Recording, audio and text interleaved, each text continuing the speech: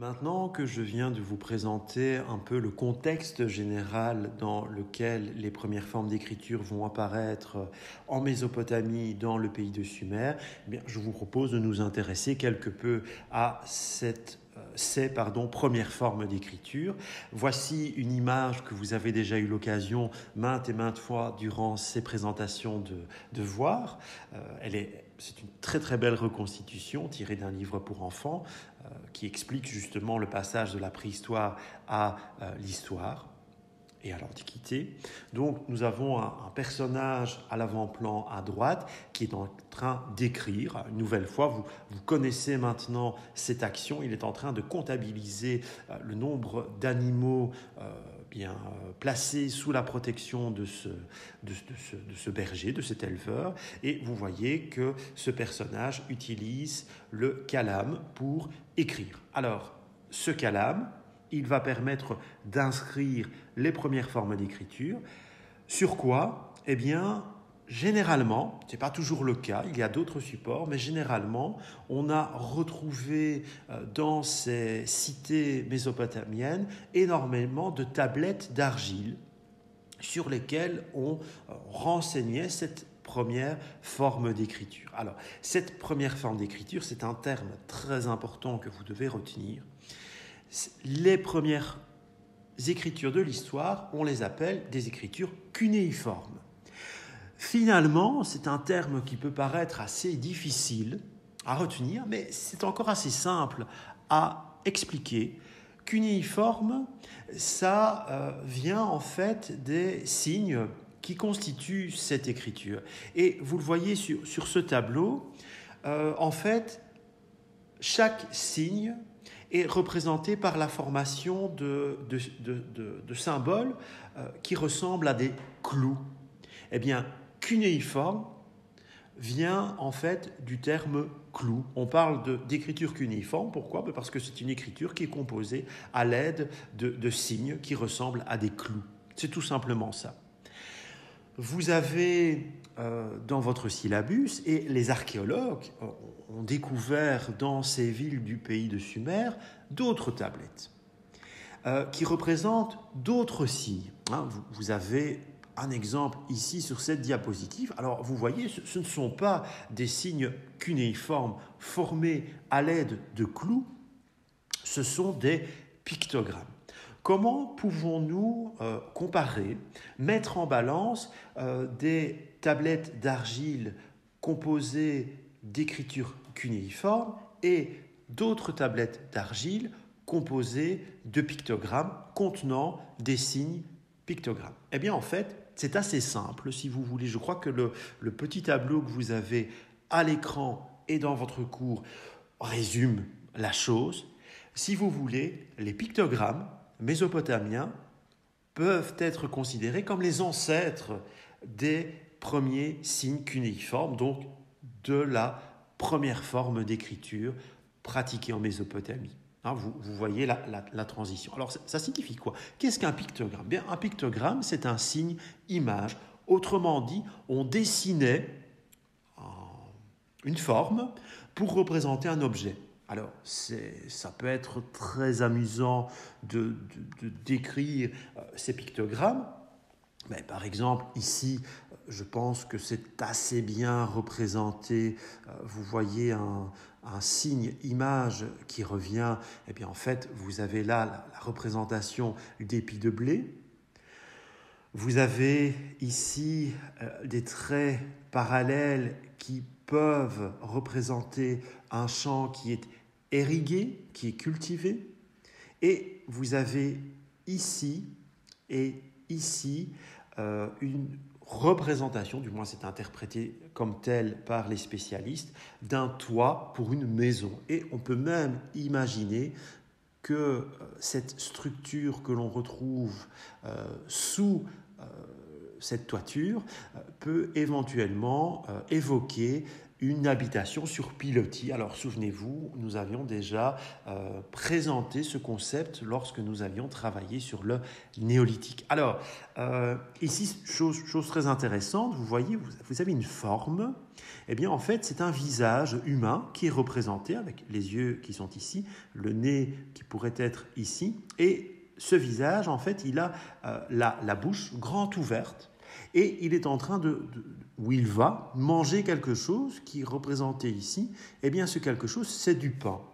Donc, vous voyez, en se documentant un peu, si l'on arrive à retrouver la signification de quelques pictogrammes de l'époque mésopotamienne, ben finalement, c'est assez facile à lire. Nous avons des cultures qui se trouvent sur des champs qui sont drainés grâce justement au fleuve, le Tigre ou l'Euphrate.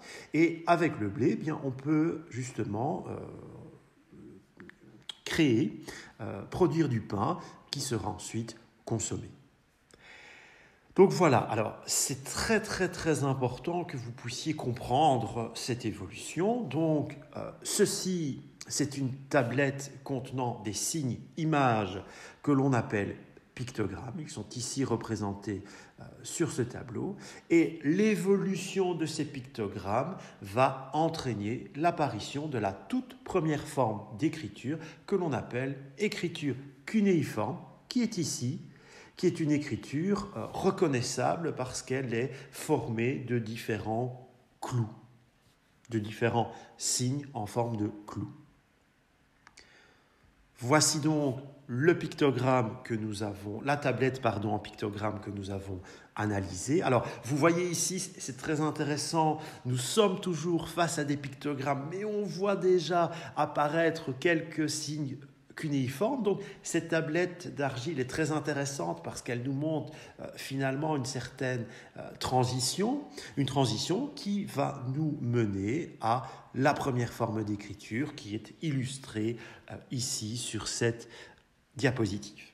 Alors vous voyez que sur cette dia, je pose une autre question, et cette écriture cunéiforme, finalement, vous savez maintenant qu'on la retrouve sur des tablettes d'argile, mais peut-on la trouver sur d'autres supports? La réponse est oui.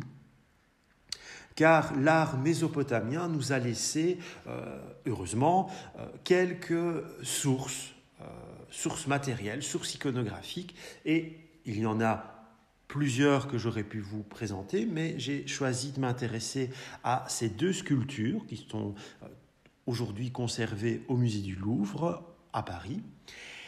Ce sont deux petites statuettes représentant un certain Gudea. Alors Gudea, c'est un gouverneur, un souverain, si vous voulez, de la cité-État de Lagash, qui a vécu ou qui a gouverné plutôt aux alentours de 2100, précisément même de 2141 à 2122 avant Jésus-Christ. Alors vous me direz, comment connaissons-nous l'identité de ce personnage? Comment connaissons-nous son rôle dans la société? Et comment savons-nous qu'il a régné de telle à telle époque? Eh bien, tout simplement grâce aux informations, aux écritures cunéiformes que nous retrouvons justement sur les deux représentations de ce personnage. Alors, Lagash, vous voyez, eh bien, c'est une nouvelle fois une ville-État qui se situe dans ce fameux pays de Sumer. Donc nous avions déjà eu l'occasion d'évoquer la ville d'Our, la ville d'Uruk, et voici maintenant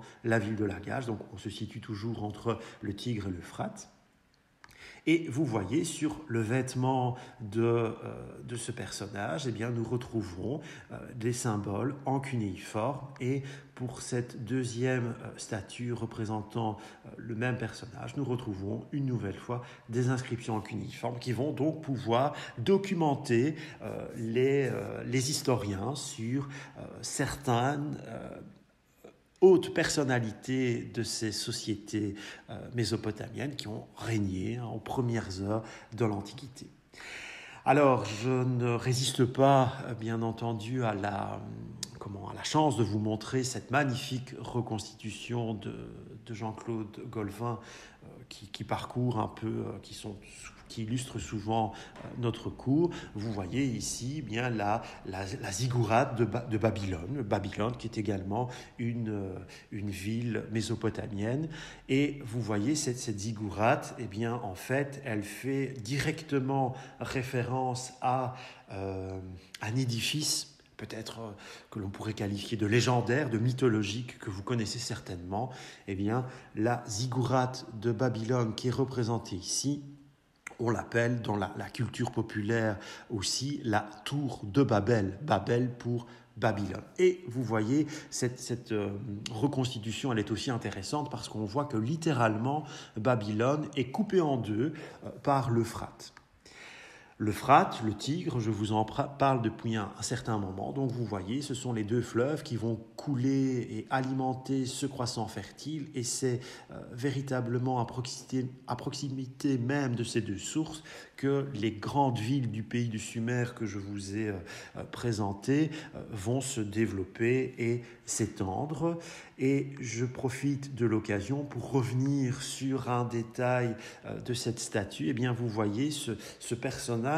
Il est important, bien entendu, parce que on lui a dédié des représentations, des sculptures, et il est aussi important, il a peut-être même un caractère divin, parce que vous voyez, il retient finalement une jarre de laquelle nous voyons jaillir de l'eau. L'eau qui est un signe de vie, l'eau qui est excessivement importante dans la culture mésopotamienne, dans la vie des hommes et des femmes du pays de Sumer. Et vous voyez, il y a même des petits poissons qui sont sculptés sur ce personnage qui devait... Gudea, qui devait vraisemblablement aussi représenter un caractère peut-être divin pour les Mésopotamiens de Lagash. Et je reviens, pour terminer cette présentation, sur un extrait de cette bande dessinée où vous voyez justement l'irrigation des cultures qui est mise en avant grâce notamment au Tigre et à l'Euphrate qui parcourent le pays de Sumer.